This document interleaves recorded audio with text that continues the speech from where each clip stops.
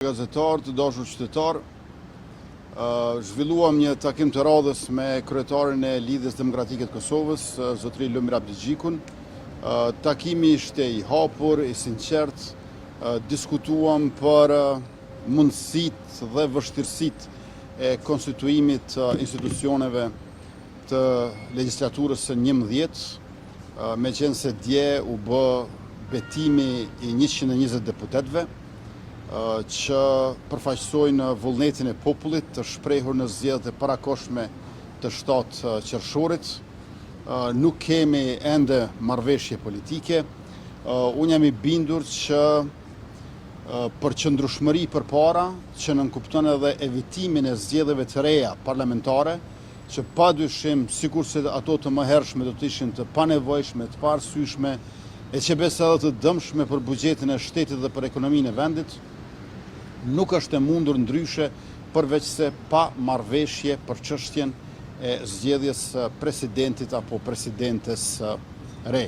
Pra, në kushtet kur ne zgjedhim kryetarin dhe kryesinë e kuvendit, zgjedhim qeverinë e re të Republikës Kosovës, mirë po, vim sërish tek problemi zgjedhjes së presidentit, kjo është një formulë tashmë e provuar dhe me metodë të njëjtë nuk mund të kemi rezultat tjetërfare. Andaj kjo do të shpjente pashmangshëm drejt shpërndarjes së kuvendit. Marrëveshjen politike nuk e kemi ende, pritjet janë të ndryshme, qëndrimet nuk përputhen dhe është bindja ime që ka një dallim drastik midis rezultatit zgjedhor dhe kërkesave të Lidhjes Demokratike të Kosovës. Rezultati zgjedhor është i tillë çfarë është, ai është vullneti i popullit dhe ne nuk mund bëjmë si lëvizje vetëvendosje një marrëveshje e cila do ta zëvendësonte vullnetin e popullit, do ta deformonte rezultatin zgjedhor. Ne dolëm fitues të 53 ulëseve në Kuvendin e Republikës Kosovës, do të thotë kemi 53% të shumicës shqiptare në vendin tonë dhe kjo do të ishte pra edhe më lartë sikur të mos ishin ulëset e rezervuara. Ndërkaq që në anën tjetër, Lidhja Demokratike e Kosovës ka 18 deputet.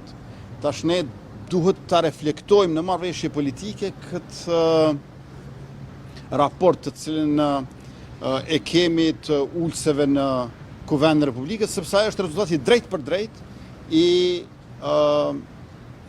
vullnetit i votave të qytetarëve në zgjedhjet e lira dhe demokratike. Sikurse herën e kaluar, ne jemi të interesuar që të bashkëqeverisim me Lidhjen Demokratike të Kosovës dhe në përputhje me ulëset të cilat i kanë në Kuvendin e Republikës për legjislaturën 11, por se ta konstituojmë, njëkohësisht i kenë edhe resoret e veta ministrore prej pozitës së zëvendës kryeministrit me disa ministri. Tash e di që kohëve të fundit është përdorur shumë shpesh kjo shprehja apo tok fjalëshi balans demokratik. Mirë po, për brenda sistemit tonë zgjedhor tashmë është balanci demokratik, meqense Kosova është një zonë zgjedhore dhe përveç kësaj sistemi është proporcional. Pra, për brenda sistemit është balanci demokratik. Dhe ajo çfarë ofrojmë ne është që në përputhje me rezultatin zgjedhor ta ndajmë përgjegjësinë me resore ministrore në ekzekutiv. Gjithashtu kushtetuta e ka parapo balancin edhe në kryesinë e kuvendit. Ju e dini që subjekti i parë ka kryetarin dhe nënkryetarin, po ka edhe 4 nënkryetar të tjerë.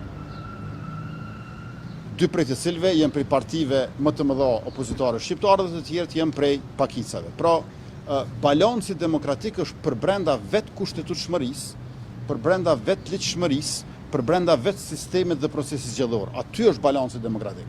Dhe ajo çfarë prej neve kërkohet është marrëveshje politike mbi vullnetin e popullit, mbi vullnetin demokratik. Pra, piknisja jonë është vullneti demokratik. Nuk do duhet që në mënyrë politike të bëjmë balancin demokratik, se balanci demokratik është tashmë i normuar për brenda kushtetueshmërisë së Republikës Kosovës. Dhe në këtë situatë ku kemi ambicie, ku kemi apetite që Lidhja Demokratike e Kosovës ta ketë presidentin e Republikës, ndonse ju e dini që për të aplikuar për President të Republikës nevojitën 39 shkrime. Pra edhe për aplikim duhet 39 shkrime. Për të zgjedhur duhet 61. Ka shpërputhje të madhe midis rezultatit përkatës dhe ambicjeve konkrete, dhe ky është problemi i mosarritjes marrëveshjes politike deri më tani. Natyrisht që nuk bën të humbim asnjëherë shpresat, duhet të jemi për herë optimist, por duhet të jemi edhe transparent karshijush për mungesën e një marrëveshje deri më tani. Në herën e kaluar, për shkak se nuk pat kandidat konsenzual, ne patëm propozuar Glau Konjufsën, i cili ishte deputeti i dytë më i votuari në historinë e Kosovës pas luftës, dhe atë ne e tërhoqëm. Pra lëvizja vetëvendosje u tërhoq nga një propozim partijak, jo për të zëvendësuar tash me një propozim tjetër partijak, i cili në bazë të rezultatit zgjedhor është diku rrotull 1/3 së subjektit tonë. Prandaj ky hendek kaq i madh, në vend se të jetë lehtësi për marrëveshjen, në fakt është bërë vështirësi. Unë ju falenderoj shumë që na keni ndjekur, e tash do të mund t'ju përgjigjem pak pyetjeve tyja sepse më duhet të shkoj në zyrë. Apo përsëritet skenari i dhjetorit edhe jeni thirrë me frymën kushtetuese që presidenti duhet të jetë konsensual. Pse kjo frymë kushtetuese ka bërë në dy ministeritë në zgjedhjet Vjosa Osmani, e cila ka varur me listën e ynë, e tash nuk po bën. Asnjëherë presidenti nuk ka qenë nga opozita.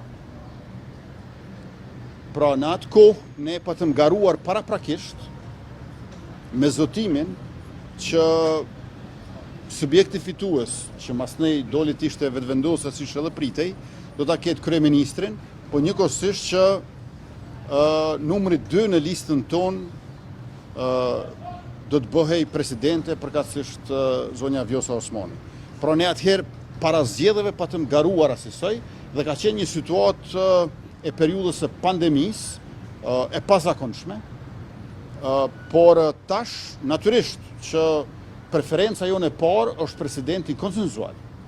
Por nëse nuk ka president konsenzual, edhe nëse vim të presidentit partijak, atëherë është lëvizja vetëvendosje. Parti për parti jena na. Se ne kemi 53 deputet, e 3 tjerë të bashku, PDK 22 deputet, LDK 18 dhe AK 7, gjithsej bën 47. Pra ne 53, ata 47. Unë po them, letë mos zgjedhim president partijak. Letë shkojmë me një figurë akademike, profesionistë të dëshmuar, me vlera, me kontribute, me merita shoqërore e kombëtare në vendin tonë. Unë besoj që ka 10 të tillë së paku. Një dyzinë sosh, unë mund t'ua përmend edhe sot këtu, mirë po nuk e bëj dot sepse me njëherë etiketohen se i përmendi kryeministri Kurti. Pra ka shumë njerëz në shoqërinë tonë që do të mund të ishin president konsensual, shprehje e unitetit të popullit. Por, nëse kjo refuzohet në mënyrë kategorike, atëherë kur shkojmë te subjektet politike, para zgjedhjeve mbi gjithë është fituesi i zgjedhjeve, i cili nuk është fituesi i zakonshëm i zgjedhjeve, është fituesi i jashtëzakonshëm i zgjedhjeve. Prandaj në këtë situatë ne kemi të pamundur që të bëjmë marrëveshje politike që e deformon rezultatin zgjedhor. Përndryshe, nëse në skenën tonë politike gjallojnë superambicjet, kjo i bie që të mos mbajmë zgjedhje fare, vetëm takohemi si lider strukturash ose lider fisesh në lëg të burrave edhe ta ndajmë këtë hise. Domethënë, ajo për mua nuk është në rregull, ajo është situatë jo demokratike. Edhe ju e dini shumë mirë se unë bëj çmos me takime, me gatishmëri, me interesim, me vullnet për marrëveshje.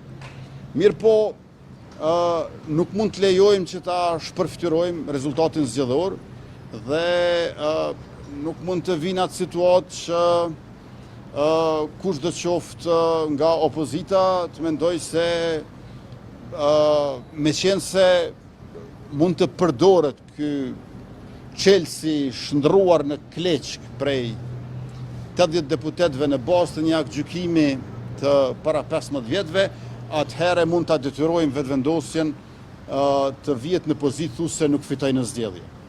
Pra kjo është vështirësia që ne e kemi, por nuk është që neve vështirësitë na dobësojnë. Tash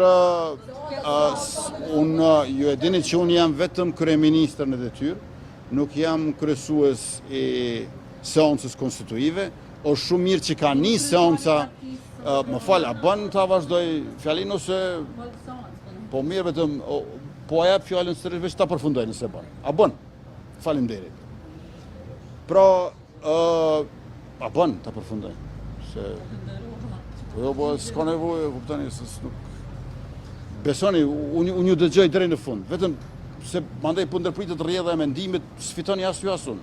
E humbet qytetari. Pra, seanca konstituive e kuvendit ka nisur dje.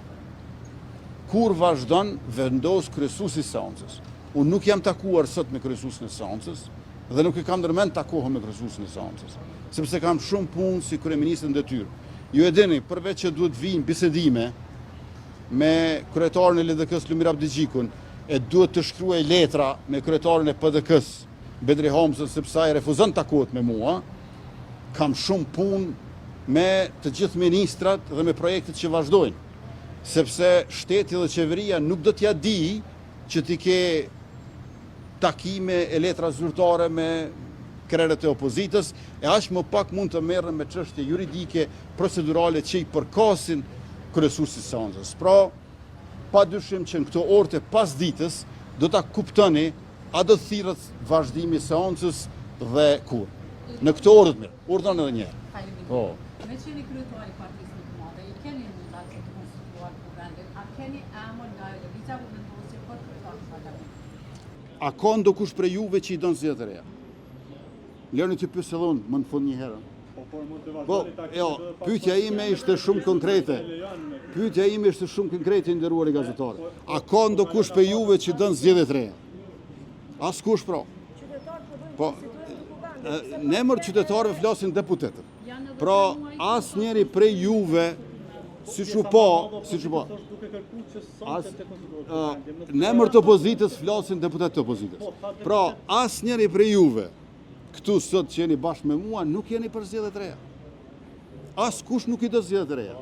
E ne pa u marrë vesh për çështjen e presidentit, nuk ka mundësi të evitojmë zgjedhje të reja. Prandaj çështja kryesore është, a ka marrëveshje për president? Nëse s'ka marrëveshje për president, besoni, e kotë është zgjedhja e kryesisë kuvendit, kryetarit kuvendit dhe qeverisë. Pa marrëveshje për president kemi zgjedhje të reja. Faleminderit shumë.